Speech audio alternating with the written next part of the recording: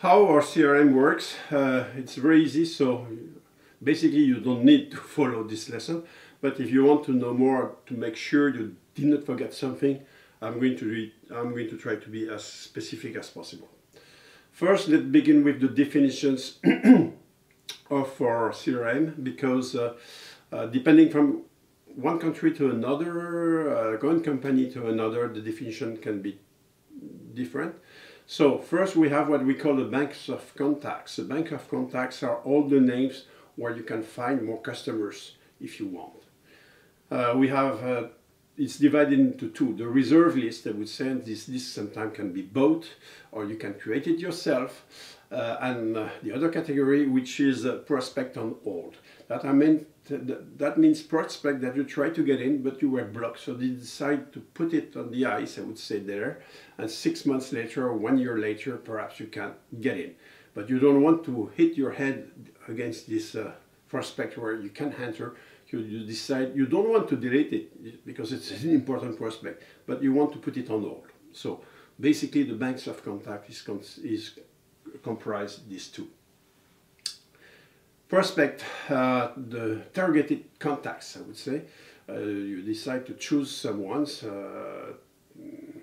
10 or 100, whatever, and you can classify them by number: prospect 1, prospect 2, prospect 3, by potential and by ease to get in. Or you can also say prospect 1, 2, 3 by sales phase or sales step. That means that prospect 1 would be somebody that you talk only once, or known. 2, that you had a few contacts with him, and 3, you are close to sell, or you are very close to sell. So depending on the kind of sell, you can decide one or the other. For the customers, you are going to divide it by customers A, B, and C. A, important ones; B, with less important, with some potential; and C, smaller. And the ongoing proposals, that means either the clients or customers to which you made some proposals. Okay, so this is the way, the definitions of each of them. Now the flow, and I'm going to spend some time here. We're going to see that often and often because this is key for success, and that's the way we built the system.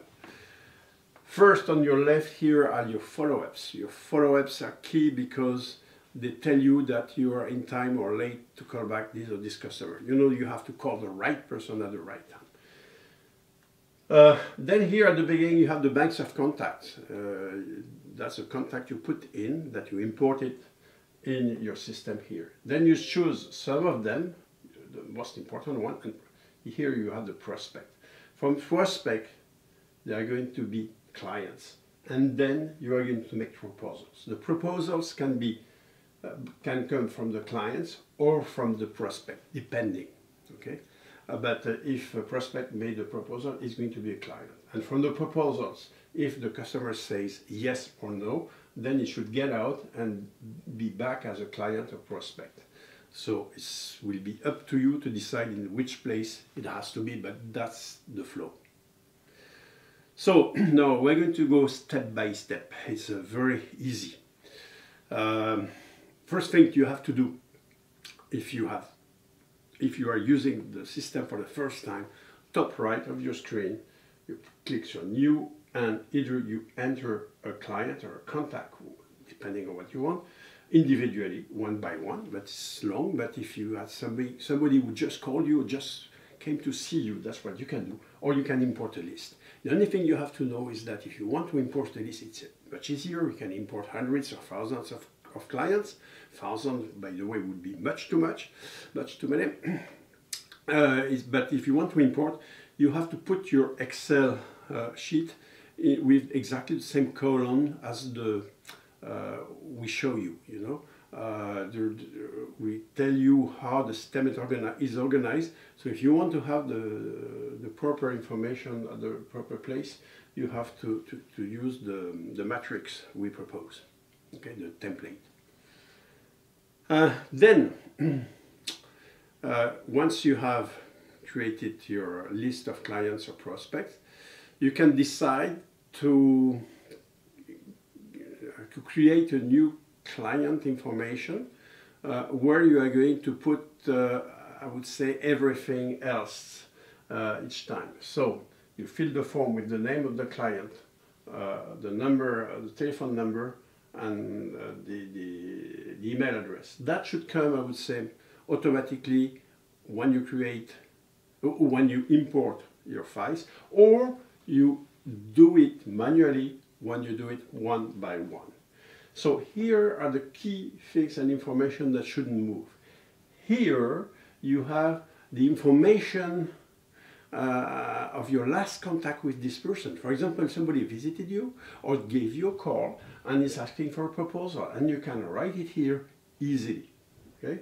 Then after, you can modify the status. Is it a prospect, somebody that called you for the first time? Or is that somebody that you already know? Is it a client? Or perhaps you decided he asked you to make a proposal, and you can put it here. Very easy. After, or contact on hold, I doubt it, because contact on hold is only when you try it a couple of times.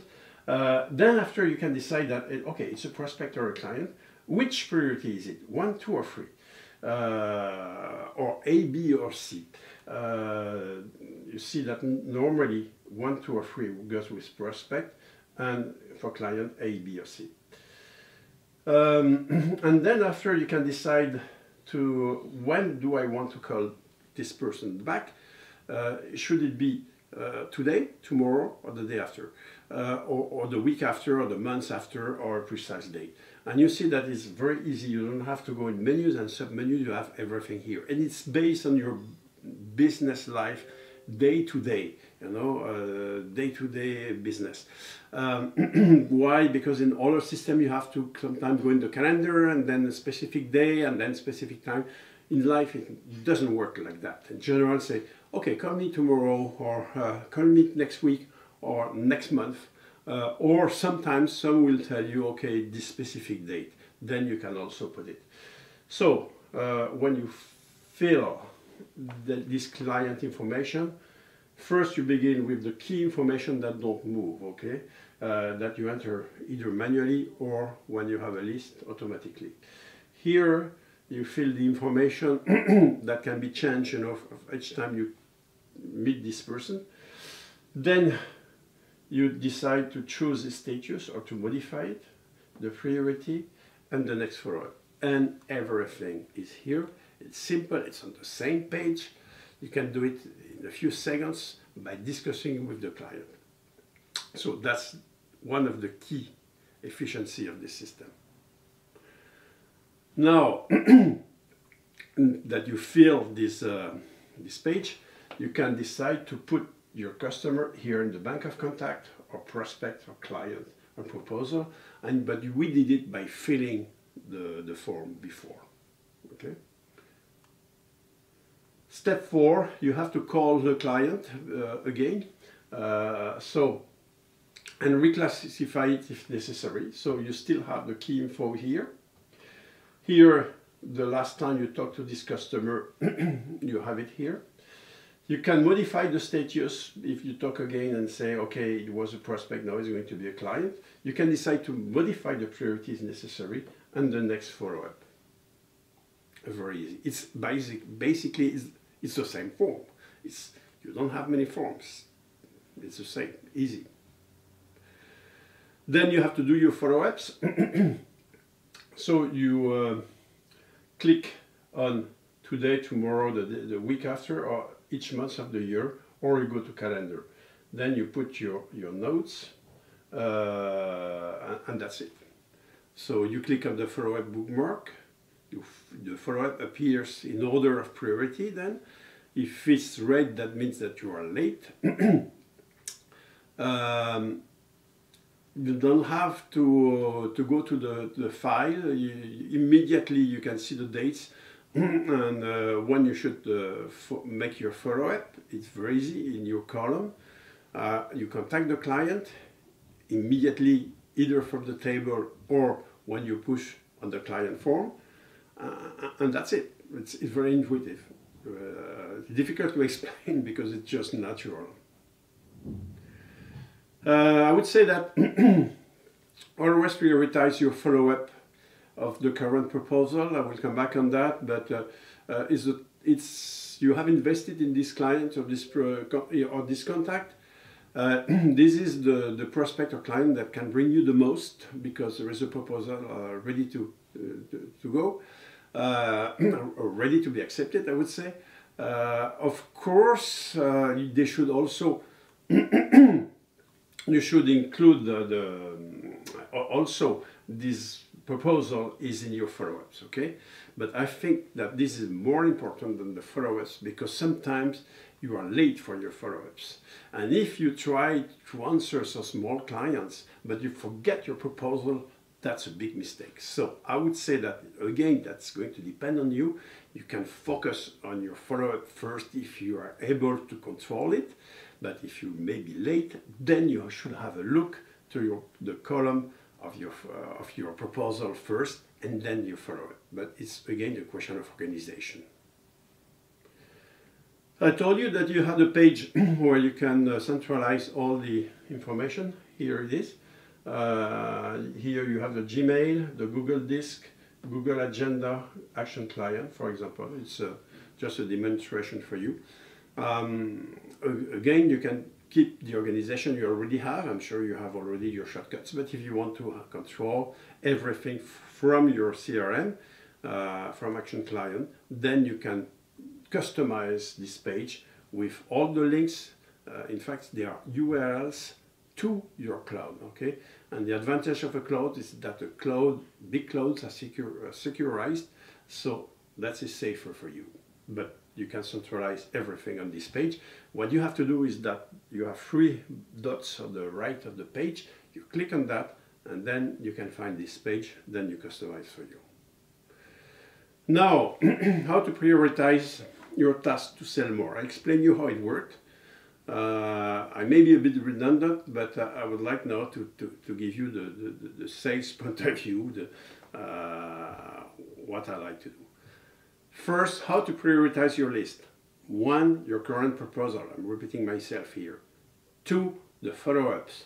3, the customers you already have because you invested in them too. Then your prospect, then your reserve list, and then your prospect put on hold. Prioritize your customers and prospect.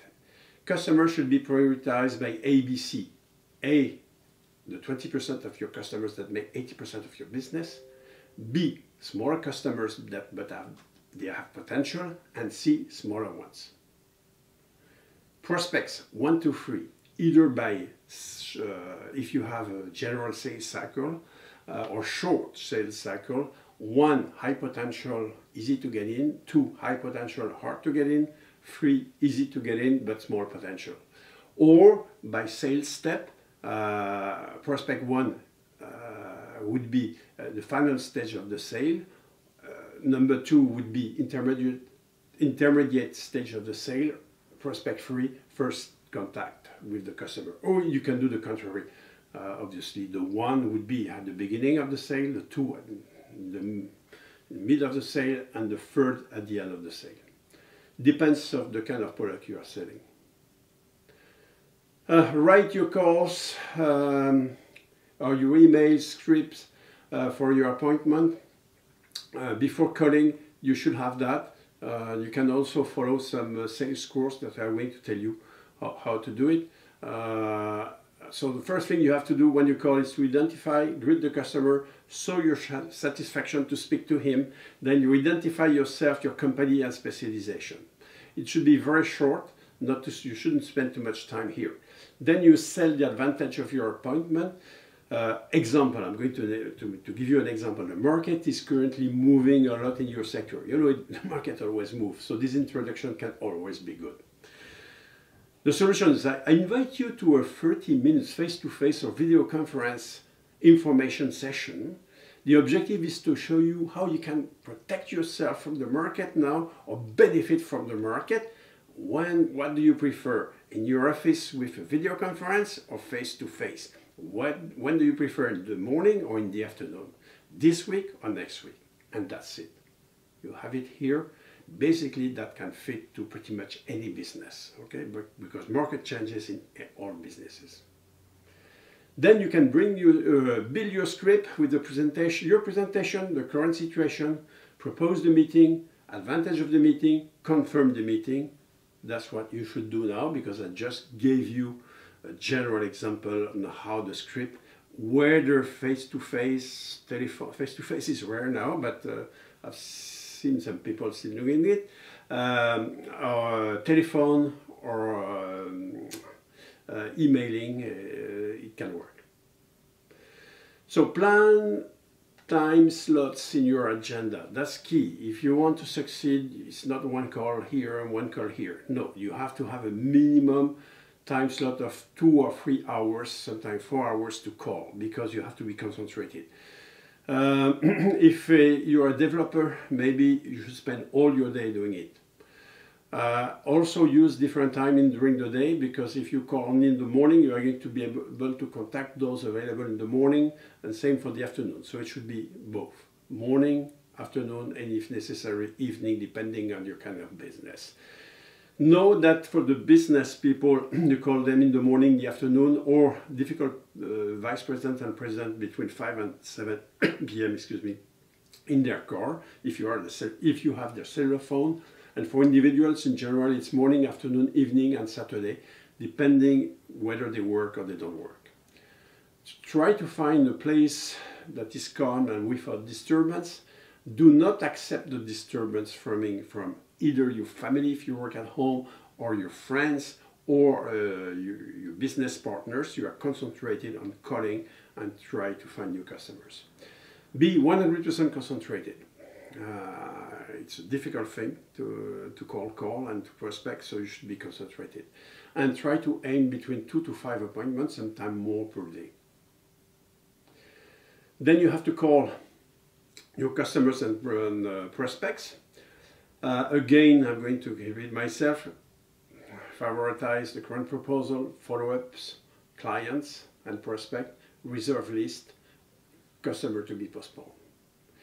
Respect your permanent priorities at work. Open your CRM in the morning. Attend your real or remote meeting. Work on your administrative work, and then make your statistic. But your key is to call your customer and to meet them. And we're going to finish on tracking the results with the dashboard. The past results, that means the past sales, the number of completed proposals, to get an idea of your closing rate, and for the future, your current proposal, now ongoing proposal, and the number of appointments in your agenda. The past is going to tell you how efficient you were, the future, what's going to come. Have a good day.